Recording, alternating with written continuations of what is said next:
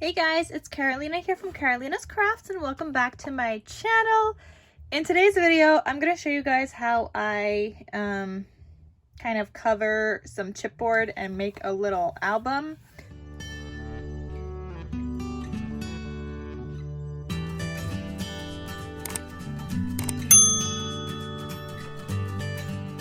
So you could do this with any size spine as well.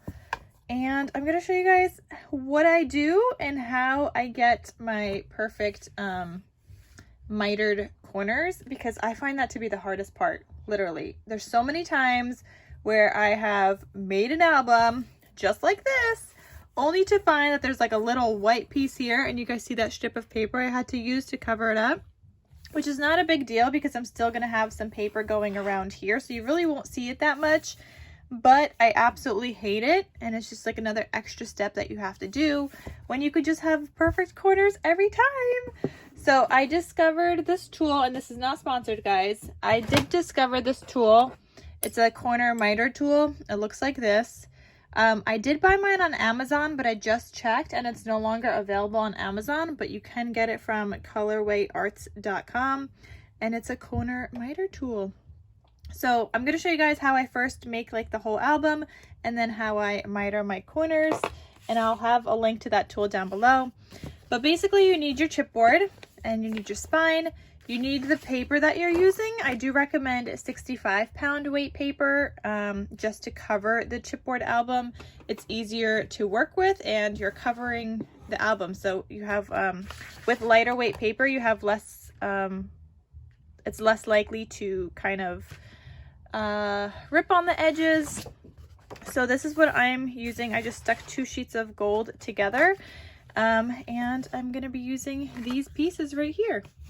So what I do first is I just stick down my middle piece, and you guys could see I have double-sided tape on these already, just using some tape from scrapbook.com. They were having a sale recently on their tape, and their tape is really good.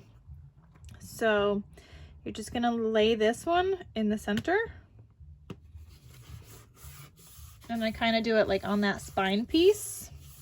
So you lay that one down first. And I do have like another album, guys. Look at my perfectly mitered corners, unlike my red one.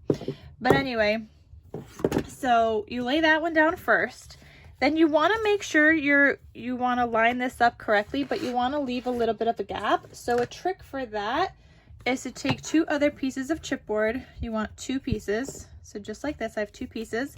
And you're going to go like this and then line this down here. Okay, so I'm going to take this tape off.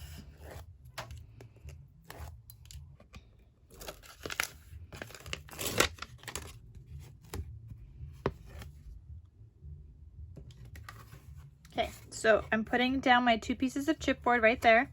I have all my sticky off of it, and I'm just going to line this up where I think it should go. And that looks good. So then I just press down. But this was in the way, see? And now I have my perfect space in between. So that's the way that I always use to kind of put my chipboard down and make it evenly spaced, because you do need the space to be able to crease it on those lines in order to make like the album base. All right, guys, I have my next one. I'm going to do the same thing on this side. You line up your 2 pieces just like that, and you use it as a guide on where to place your next piece of chipboard. All right, guys, so now it's evenly spaced. You guys can see that.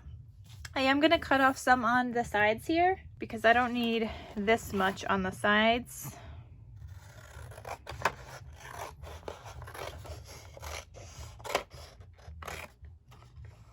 And it doesn't matter if that's even or not. I'm just cutting some off.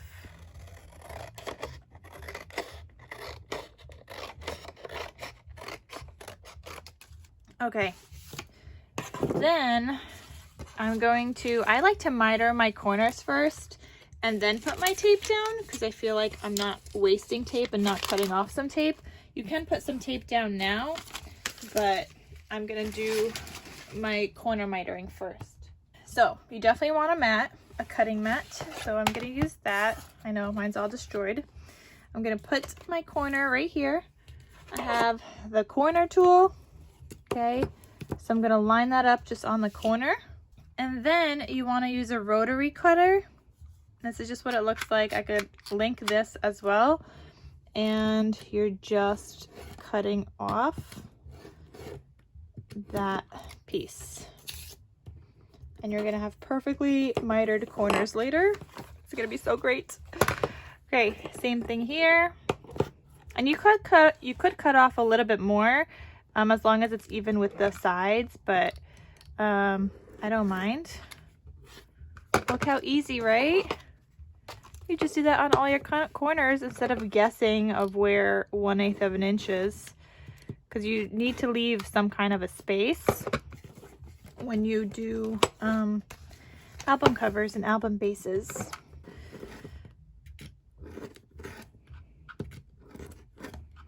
But anyway, I just find this to be a lot easier. Okay, so now you're going to add your tape here, your double-sided tape. Again, I'm using just some tape from scrapbook.com, and I do the top piece first. And just go all the way across. And then at the edges here, I do just cut it off at an angle. And then going the other way. And all the way across.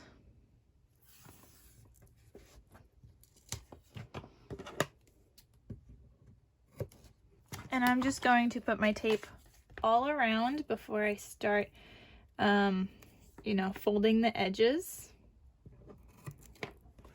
Okay guys, so I have all of my tape here. And now all you're going to do is take some of your tape off. So you can go in with a bone folder and score this. So some people like to go in with a bone folder and just go along the edges and kind of just give it kind of like a little bit of a crease line. I don't normally do that, but I'm just showing you guys. My point of this video is to tell you guys about this miter tool, even though this is not sponsored, but I seriously struggle with mitering my corners all the time. So I'm gonna lift this up now while pressing down on that piece. You guys see how that piece is flat, and I'm lifting up the chipboard against the table. So that's how I normally do my pages. So then I just go like that, and I go all the way down, and it kind of just sticks to my bottom, just like that. See? And then I just go in with a little bone folder and make sure that's all stuck down really well. So I do each side first, so opposite sides first. If I start with the long, then I do the long. It doesn't really matter which side I start with. I've done both. But see, this one I didn't even score. But I'm gonna take off that tape and I'm gonna do the same thing because it kind of scores it for me as I press down against the table. And you guys see I'm not going all the way down in one shot. That's because I want the paper to get a little flexible and to get used to the fold kind of creating its own score line. So now I am gonna press down, go all the way down, just like that. And there's that piece. And now I'm just going in with my bone folder again. Make sure it's stuck down really well. And then the same thing on this side. And this is where you guys are gonna see I'm gonna have perfectly mitered corners, or I mean, I guess I had the perfectly mitered corners, but you guys will see it will actually cover my album because that's my main struggle. I never have perfectly mitered corners. It's like 1 out of 2 times. Or it's like every 2 albums I make, I have a non-good mitered corner because I'm not good at mitering, but you guys see that? And there we go, perfectly. And then you guys see this little edge still sticking out. All you do is kind of just go in with your bone folder and round it.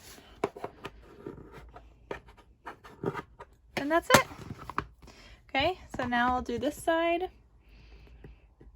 Otherwise, I always end up trying to fix my mistakes because it doesn't fully cover the paper or the chipboard.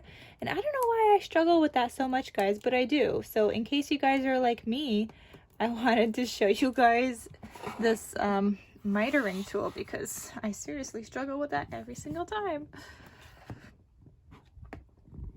Okay, so I'm just working in the paper, and then I'm gonna go all the way down and fold.